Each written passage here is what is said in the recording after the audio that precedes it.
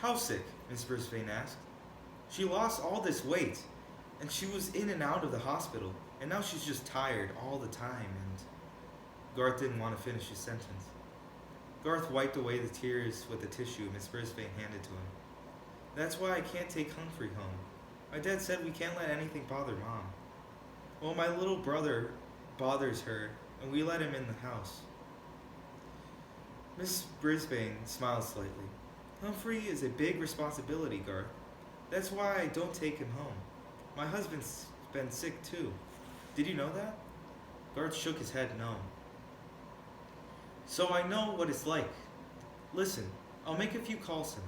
Maybe we can find a way for you to spend some time with Humphrey, she said. But he hates me, I squeaked. I'd like to, said Garth. Huh? I was confused.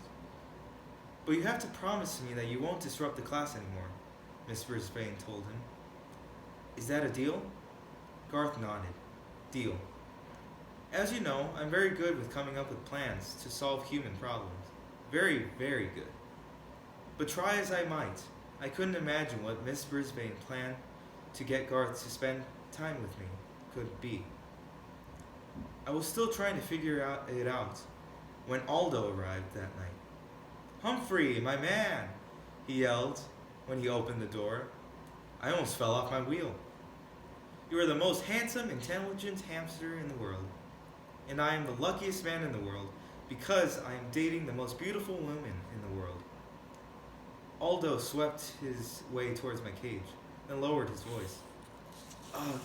But don't tell anybody I said so. Not yet, after all. Maria and I only been out 3 times. But oh, what times we've had. He pulled up a chair and sat very close to me. And it's all thanks to the Moonlighters Club and that clipping over there. He pointed towards the spot where the overhead projector had stood. And you! I know you had something to do with it. I just can't figure out what. Anyway, don't tell anybody. But someday, I'm going to marry Maria. And when I do, I want you to be my best man. Or best hamster, I guess. I really mean it. If you were a guy, I'd buy you a burger. He reached in his pocket and pulled out a piece of foil. Instead, I got you this.